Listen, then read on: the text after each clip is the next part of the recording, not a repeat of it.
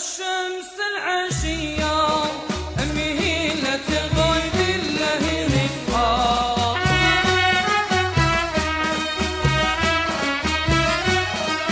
سلام بنات ومرحبا بكم في فيديو جديد. اليوم غنحضروا مع بعض الشباكيه، ولهذا الشيء غادي نحتاجوا جوج الكؤوس لوز مسلوق ومقشر ومطحون جيدا. غنضيفوا معاه جوج كؤوس زنجلان اولا سمسم مطحون حتى هو بدون تحميص. غنضيفوا لهذا الشيء معلقه كبيره من القرفه،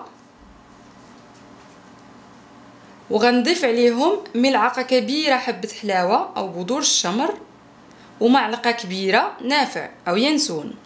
مع هذا الشيء غنزيد شويه الملح، قليل من الملح، ونصف ملعقه صغيره كوزه اولا جوزه الطيب، معها ربع ملعقه صغيره مسكه حره اولا مستكه، غير ربع باش ما تقصحش لينا العجينه. مع هذا الشيء غادي نزيد 4 معالق صغيره كوزه صحراويه اولا جوزه الطيب الرقيقه.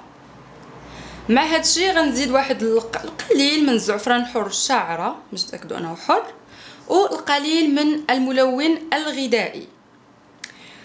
من بعد غادي ندير جوج الكؤوس ديال الزبده مذابه من نوعيه جيده ما يعادل 280 غرام، وبنفس الكؤوس اللي وزنت بهم الزبده غادي نعبر بهم اولا غادي نوزن بهم جوج الكؤوس ديال زيت الزيتون.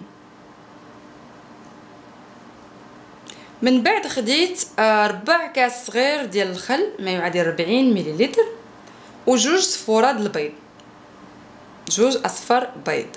غادي نخلط المكونات جيدا حتى نحصل على واحد السائل اللي يكون متجانس وما يكونوش فيه شي كتل او تكتلات، باش من بعد من نجيو نخدموا العجينه ما يوقعش لينا فيها تمزق، ما تقطعش لينا العجينه.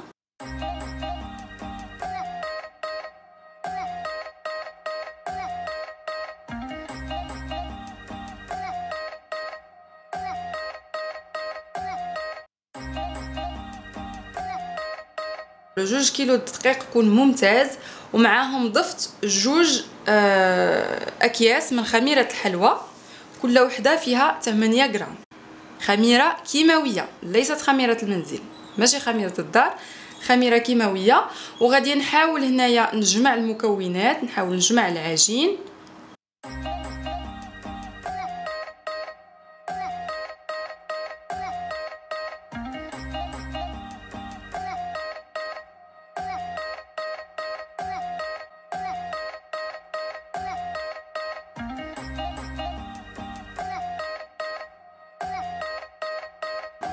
هنا كيف ما كتلاحظوا ضفت البقيه ديال الدقيق كلها، وغادي نبدا نحاول نرمل هذاك العجين، اي ما نستخدمش الماء حاليا. غادي نحاول المقادير اللي عندي ندخلهم في كميه الدقيق كامله.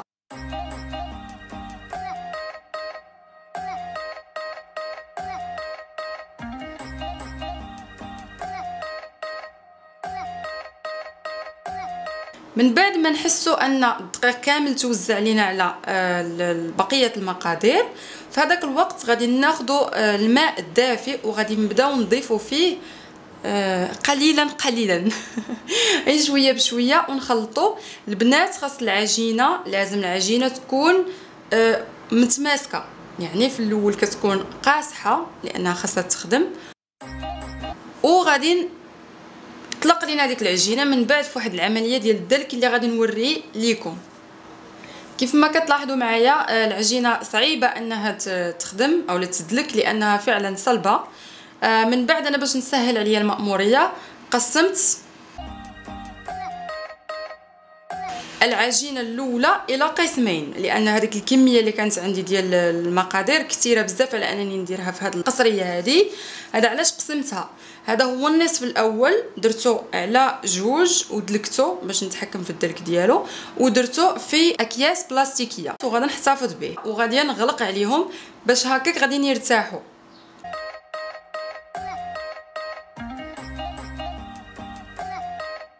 وغادي نجيب النصف الثاني ديال الخليط عاد حتى هو غادي ندلكو بنفس الطريقه.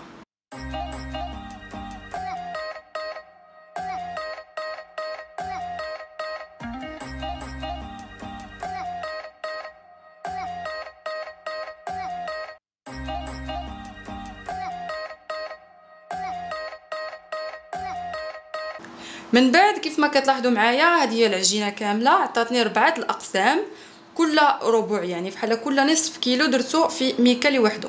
من بعد تقريبا ساعه ديال فتره الاستراحه خديت اول كره وغادي نقسمها وغادي نبدا نسرحها بالدلاك.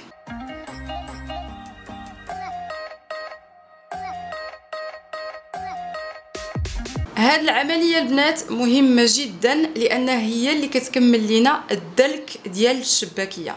حنا كنا كنعرفوا ان الشباكيه كتبغي الدليك بزاف وهي اصلا العجينه ديالها كتكون صلبه، فلهذا كنديروا هاد الطريقه هذه ديال المدلاك في الاول قبل ما نديروا الماكينه ونبداو نبسطوا بها باش نقطعوا. كنديروا هاد الطريقه هذه باش يعني تعجن لينا تزيد تدلك وباش يخرجوا فيها دوك النبيبلات اللي كيجيو في الاخر. يعني غادي تكملوا معايا بطبيعه الحال وغادي تشوفوا بقيه الفيديو.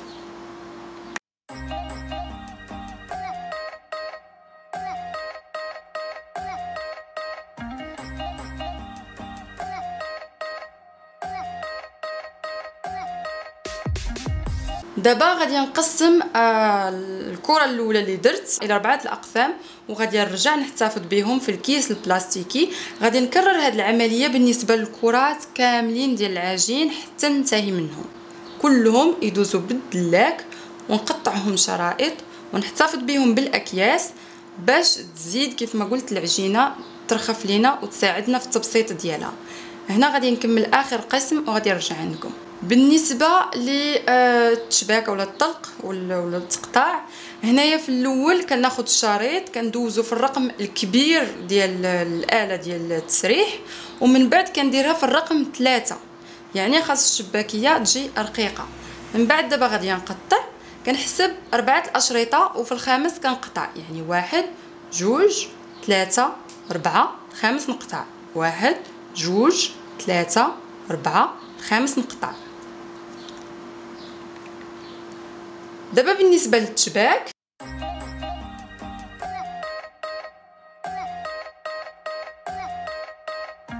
كيف ما كتشوفوا كنشد الشريط الاول وكنقلبوا على الثالث وكنشد الاخير الخامس ونديرو تحتهم وجوج كيبقاو ليا اللور كندير واحد يحضن واحد.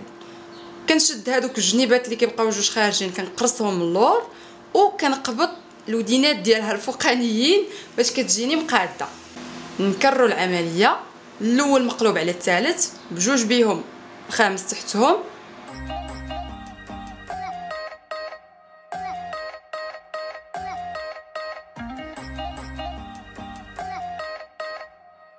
كيف ما كتشوفوا كتجي هكا. نعاودوا نكرروا العمليه، الاول كيف ما كتشوفوا معايا هنا 1 2 3 4 5.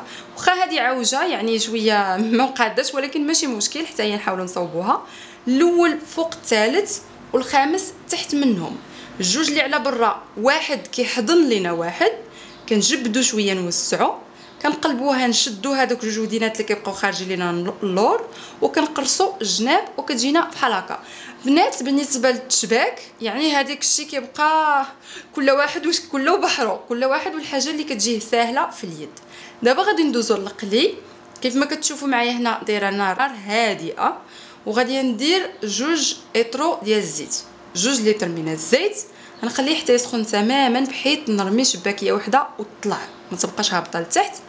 من بعد رميت هنايا الشباكيه ديالي تقريبا 15 حبه. غير البنات ملي تجيو تقلبوها قلبوها بشويه وركوا على جنب، الجنب الاخر غادي تطلع لانها كتجي شيشه وفيها دوك النبيبلات اللي كيحمقوني انا بعدا، يعني كتجي هشه وزوينه بزاف.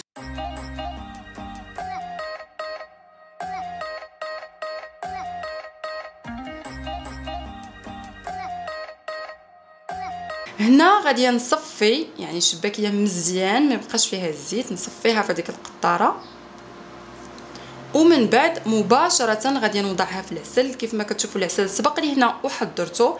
لازم البنات عسل الشباكيه يكون قوام ديالو كثيف، ما تخرجوش على الشباكيه ديالكم بعسل اللي يكون جاري يدخل ليها ويعجنها ويرغدنها.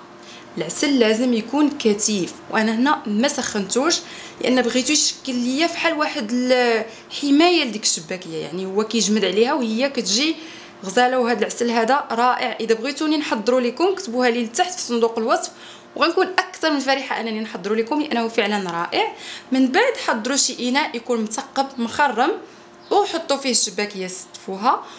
وبالنسبه للتزيين يمكن لكم ديروا عليها سمسم محمص جنجلان محمر اولا اللوز اللي يكون مقرمل هكا ومطحون. الزواق كيبقى اختياري. دابا غادي ندوزو لي انا خليتها باتت، دابا صوبتها في الليل يعني بقيت عليها تقريبا حتى 12 ونص الليل. دابا الصباح غادي ندوزو لي ستوراج اولا التخبيه. غادي نديرها في هاد البلاستيكات هادو، وزعتها كلها على اكياس بلاستيكيه.